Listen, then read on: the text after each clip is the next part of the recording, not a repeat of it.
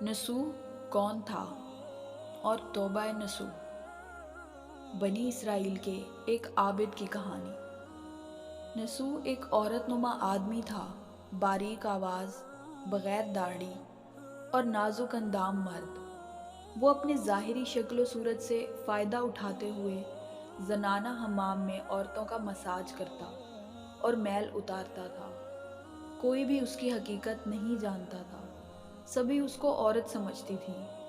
ये तरीका इसके लिए ज़रिया मुआश भी था और औरतों के जिस्म से लज्जत भी लेता रहा। कई बार वजदान की मलामत करने पर इसने इस काम से तौबा भी कर दिया, लेकिन हमेशा तौबा तोड़ता रहा।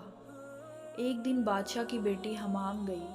हमाम और मसाज करने के बाद पता चला कि उसका गराम्बा गोहर मोती या हीरा खो गया है। बादशाह की बेटी ने हुक्म दिया कि सबकी तलाशी ली जाए। सबकी तलाशी ली गई, हीरा नहीं मिला। नसूह रुसवाई के डर की वजह से एक जगह छुप गया। जब उसने देखा कि शहजादी की कनीज़ें उसे ढूंढ रही हैं, सच्चे दिल से खुदा को पुकारा और खुदा की बारगाह में दिल से तौबा किया और वादा किया कि आइंदा कभी भी ये काम नहीं करेगा। मेरी लाज रख। अचानक बाहर से आवाज़ आई कि नसूह को छोड़ दो, हीरा मिल गया है। नसूह नम आंखों से शहजादी से रुखसती लेकर घर आ गया।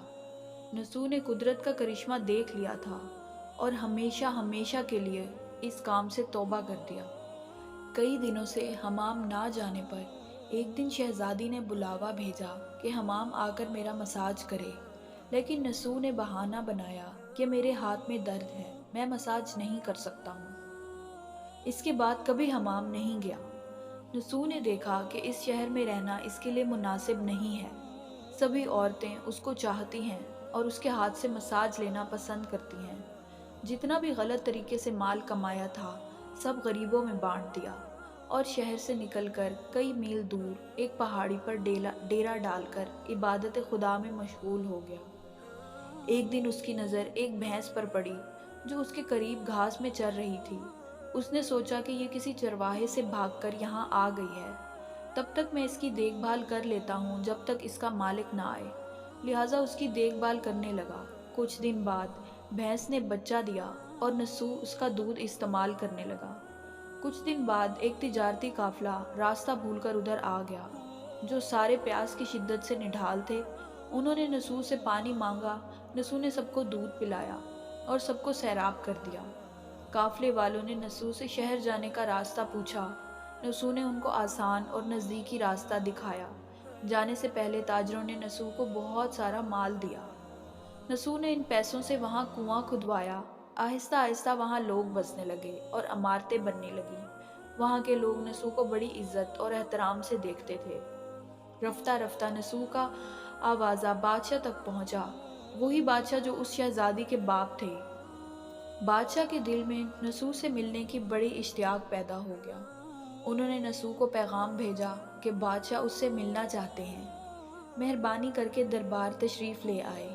जब नसूह को बादशाह का पैगाम मिला, उन्होंने मिलने से इनकार कर दिया और माजरत चाही कि मुझे बहुत सारे काम हैं, मैं नहीं आ सकता।